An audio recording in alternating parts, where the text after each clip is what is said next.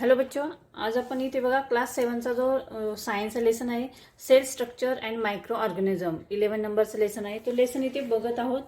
मागच्या व्हिडिओमध्ये या लेसनला आपण स्टार्ट केलेलं होतं. लेसनचा जी सुरुवातीचा जो पार्ट आहे सेल म्हणजे काय आणि सेलचं जे स्ट्रक्चर आहे ते आपण इथे बघितलं होतं. सेल कसा तयार होतो आणि त्यानंतर आपण जो सूक्ष्मदर्शक आहे म्हणजे कंपाऊंड मायक्रोस्कोप याबद्दल माहिती आपण इथे बघितली. त्यानंतर ओनियन म्हणजे कांद्याचे जे सेल्स आहे onion cells seen under a compound microscope हा पॉईंट देखील आपण इथे बघितलेला आहे. कांद्याचा जो पापुद्रा आहे तो मायक्रोस्कोप खाली धरून त्याचे सेल आपल्याला कशा पद्धतीने दिसतात तो पण भाग आपण इथे बघितलेला आहे.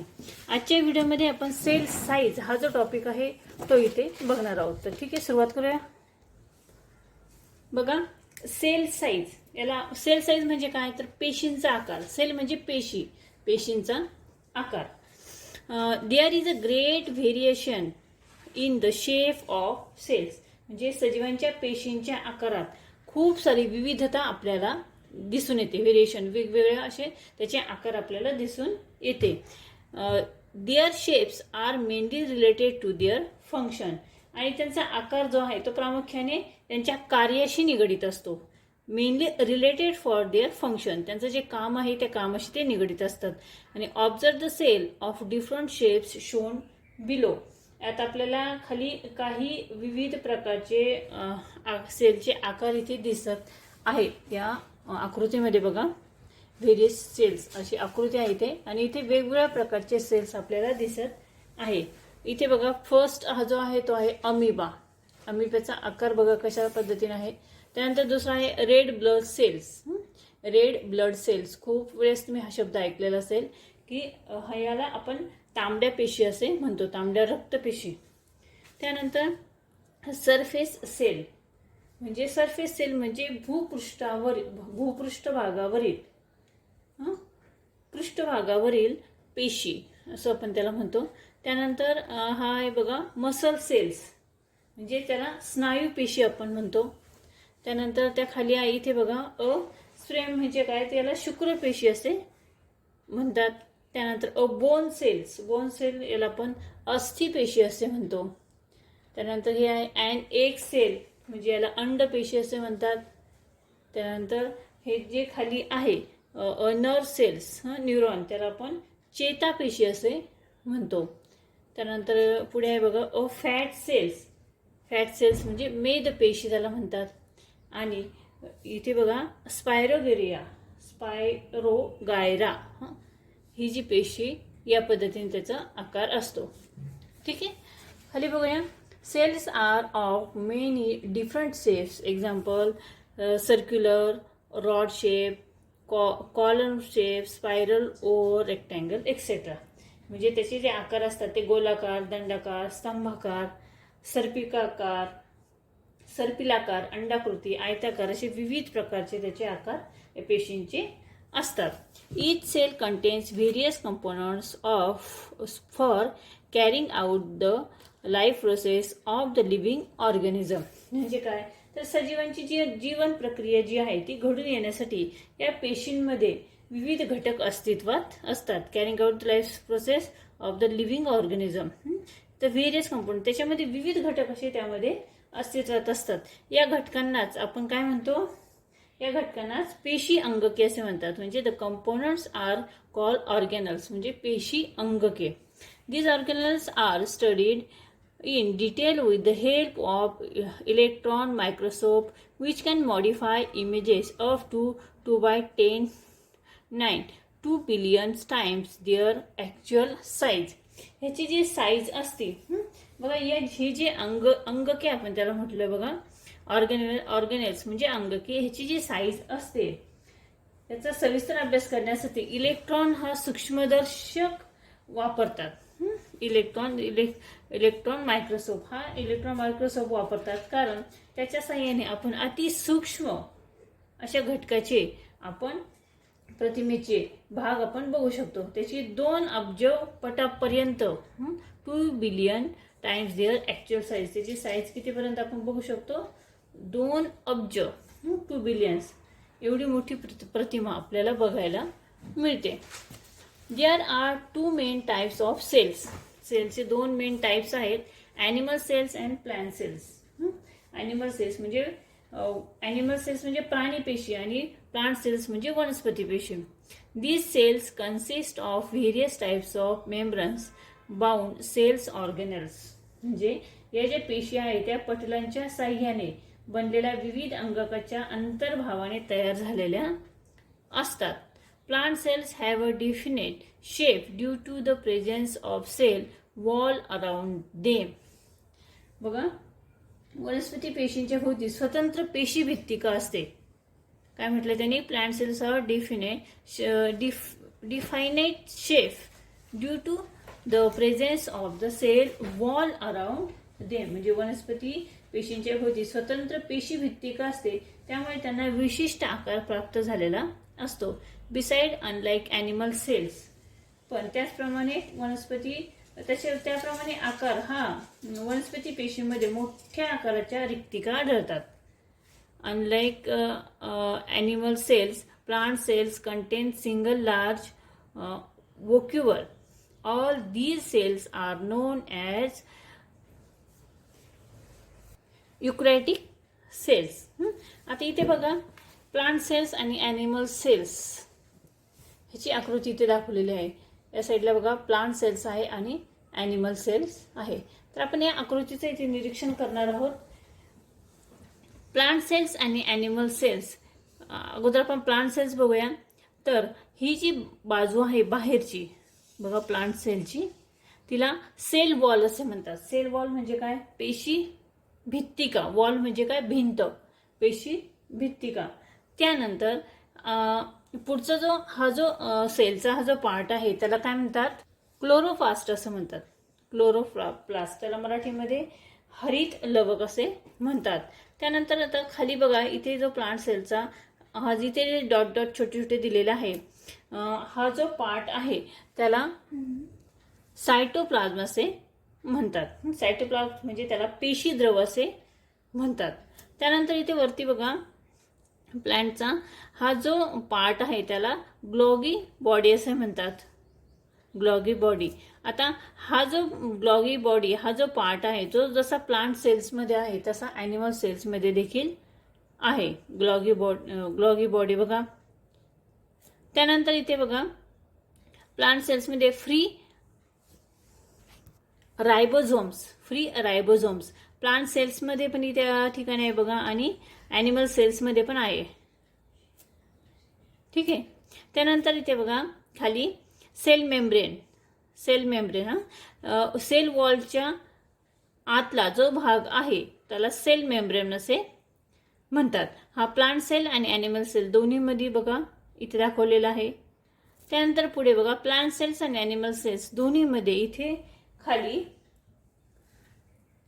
न्यूक्लियस दाखवलेला आहे बघा या ठिकाणी. त्यानंतर न्यूक्लियसच्या खाली इथे प्लांट सेल्स आणि ॲनिमल सेल दोन्ही ठिकाणी एंडोप्लाझ्मिक रेक्ट्युलम इथे दाखवलेले आहे. एंडोप्लास्टिक रेक्ट्युलम म्हणजे त्याला आंतरद्रव्यजालिका असे म्हणतात, आणि न्यूक्लियस म्हणजे काय? त्याला केंद्रक असे म्हणतात. त्या केंद्रकाच्या खाली इथे आपल्याला आंतरद्रव्यजालिका इथे दाखवलेली आहे. दोन्ही सेल्समध्ये इथे केंद्रकाच्या खाली न्यूक्लियसच्या खाली इथे दाखवलेली आहे. ठीक आहे. त्यानंतर खालचा त्या खाली दिलेला आहे बघा, प्लांट सेल्स आणि ॲनिमल दोन्हीमध्ये वॅक्युलस इथे दिलेलं आहे बघा. त्याला पण इथे व्हाईट दाखवले आहे, रिकामी जागा इथे दाखवली आहे बघा दोन्ही सेल्समध्ये. त्याला रिक्तिका असे म्हणतात. वॅक्युलस म्हणजे रिक्तिका. त्यानंतर इथे खाली सगळ्यात खाली इथे मायटोचॉन्ड्रियन्सला असे म्हणतात. म्हणजे काय? तर त्याला तंतुकणिका असे मराठीमध्ये म्हणतात. त्यानंतर इथे बघा वरती इथं लायझोसम्स ॲनिमल सेल्समध्ये लायझोसम्स म्हणजे त्याला आपण लयकारिका असे म्हणतात. ठीक आहे. तर आता हे जे प्लांट सेल्स आणि ॲनिमल सेल्स आहे ह्याची जी नावे इथे दिलेली आहेत आपण ती सर्व नावे इथे मराठीमधून बघितलेली आहेत. त्यानंतर पुढे बघा, the cells has 4 main parts, the cell wall, cell membrane, cytoplasm and cell organelles. म्हणजे काय?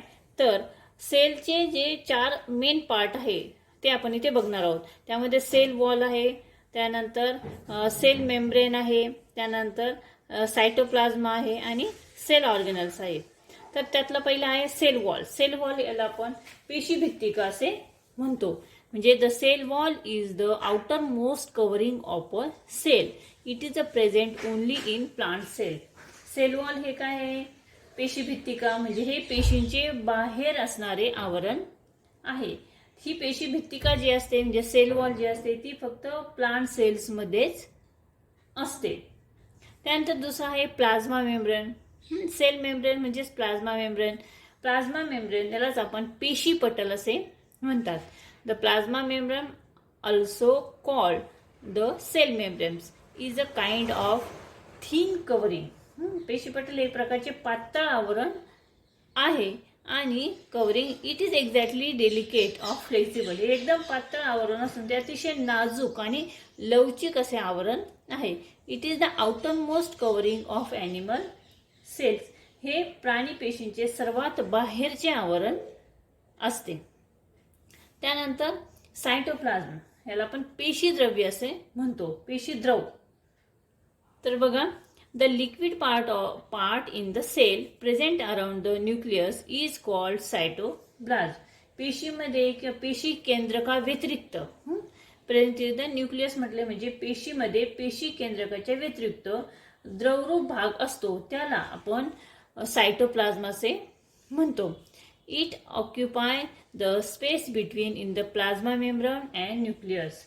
हे जे आहेत हे पेशीद्रव हे पेशीपटल आणि केंद्रक म्हणजे प्लाझ्मा मेम्ब्रेन आणि न्यूक्लियस या दोघांच्या मध्ये हे सायटोप्लाझ्म असते. Cell organelles are scattered in the cytoplasm. ही जी पेशींची विविध अंगके जे असतात सेल ऑर्गेनल्स म्हणजे पेशींची जी विविध अंगके असतात ती यामध्ये विखुरलेली असतात म्हणजे पसरलेली असतात. स्कॅटर्ड म्हणजे पसरणे. त्यानंतर खाली आहे 4 number cell organelles. Cell organelles याला पेशी अंगके असे म्हणतात. This mainly include the nucleus, endoplasmic reticulum, Golgi bodies, lysosome, त्यानंतर mitochondria, vacuoles, plastids etcetera. Plant cells contain chloroplast. म्हणजे काय बघा, सेल ऑर्गेनल्स म्हणजे पेशी अंगके. यामध्ये प्रामुख्याने काय काय असते? मेनली इन्क्लूड द न्यूक्लियस म्हणजे केंद्रके असते. त्यानंतर एंडोप्लाझमिक रेक्ट्युलम म्हणजे आंतरद्रव्य जालिका असते. त्याच्यानंतर ग्लॉगी बॉडीज म्हणजे ग्लॉजी पिंड असते. त्यानंतर लायसोसोम्स म्हणजे लयकारिका आणि मिक्टोकॉन्ड्रिया म्हणजे रिक्तिका त्याला म्हणतात. त्यानंतर व्हॅक्युलस म्हणजे तंतुकणिका आणि त्यानंतर प्लास्टिडिड्स म्हणजे काय? लवके त्याला असं म्हणतात etcetera. Plant cells contain chloroplast. वनस्पती पेशींमध्ये हरित लवके असते. पुढे बघा, which are the common components of plants and cells which are the different ones. वनस्पती आणि प्राणी पेशीमध्ये समान तसेच वेगवेगळे घटक कोणते आहेत ते सांगा. आता वनस्पती आणि प्राणी पेशीमध्ये जे वेगवेगळे घटक आहेत ते आपण या आकृतीमध्ये इथे बघितलेले आहेत. हे सर्व घटकांची नावे त्यामध्ये लिहायची आहेत. त्यानंतर बघा, the nucleus is the most important organelles of the cells. Nucleus म्हणजे केंद्रक हे पेशीचे सर्वात महत्त्वाचे अंग आहे. देअर इज अ पोरस डबल मेम्ब्रेन्स अराउंड इट. हे त्याच्या भोवती दुहेरी सच्छिद्र पटल असते. दुहेरी डबल मेम्ब्रेन्स म्हणजे दुहेरी सच्छिद्र पटल असते. The nucleus control all functions of the cells. पेशींचे सर्व कार्य हे न्यूक्लियस म्हणजे हे केंद्रक जे आहे ते नियंत्रित करत असते. The endoplasmic reticulum is a sprawling net like organelles. म्हणजे काय? तर बघा, आंतरद्रव्य जालिका जी आहे हे एक विस्तृत जाळीदार असे अंगक आहे. Its function is to make necessary changes in the proteins produced by ribosomes and send them to the Golgi bodies. म्हणजे काय बघा की हे जे रायबोसोम आहे तयार केलेल्या प्रथिनांमध्ये आवश्यक असे बदल करून ग्लॉगी पिंडाकडे पाठवण्याचे काम ते करत असते. ग्लॉगी पिंड हे अनेक चपट्या पिशव्यांनी तयार झालेले असून प्रथिनांचे योग्य वितरण करण्याचे काम ग्लॉगी पिंडामार्फत केले जाते. Changes in the proteins produce by ribosomes म्हणजे ज्या प्रोटीनचे रायबोसोममध्ये तयार झालेले जे प्रथिने असतात त्यातील आवश्यक बदल करून ग्लॉगी पिंडाकडे पाठवण्याचे काम करत असते. ग्लॉगी पिंड हे अनेक चपट्या पिशव्यांनी बनलेले असते. बघा, Golgi bodies are made of several flat sacs, अनेक चपट्या पिशव्यांनी बनलेले असते. Their function is the proper distribution of proteins, आणि त्याचं फंक्शन जे आहे असतं ते प्रथिनांचे योग्य वितरण करण्याचे फंक्शन त्याचे असते. त्यानंतर mitochondria are plastids are organelles with double outer covering म्हणजे काय, तर ही ती तंतुकणिका व लवके आहे हे दुहेरी आवरण असलेले अंगक आहे. मिटोकॉन्ड्रिया आणि प्लास्टिसाइड हे जे आहे हे दुहेरी आवरण असलेले अंगके आहेत. Mitochondria produce energy. They are called the powerhouses of the cell. हे जे तंतुकणिका आहे ते ऊर्जा तयार करतात म्हणून त्यांना पेशीचे ऊर्जा केंद्र देखील म्हटले जाते. As mitochondria produce energy, they are called the powerhouses of the cell. The chloroplast is the plant cells carry out the function of photosynthesis of the cell. वनस्पती पेशीमधील हरित लवके हे प्रकाश संश्लेषणाचे काम करते. त्यानंतर vacuoles helps to throw out waste produce of the cell. रिक्तका ह्या पेशीतील टाकाऊ पदार्थ बाहेर टाकण्याचे काम करतात. आणि vacuoles is animal cell are small whereas there is only one large vacuole in a plant cells. ही ज्या प्राणी पेशींमधील रिक्तिका आकाराने हे मोठ्या असतात तर वनस्पती पेशींमध्ये ही मोठी एकच रिक्तिका असते. How do the cells acquire definite shapes. पेशींना निश्चित आकार कशामुळे प्राप्त होतो. त्यानंतर पुढचा प्रश्न आहे बघा, how are the cells protected. पेशींचे संरक्षण कशामुळे होते. आणि what are the needs of cells. पेशींच्या गरजा कोणत्या आहेत.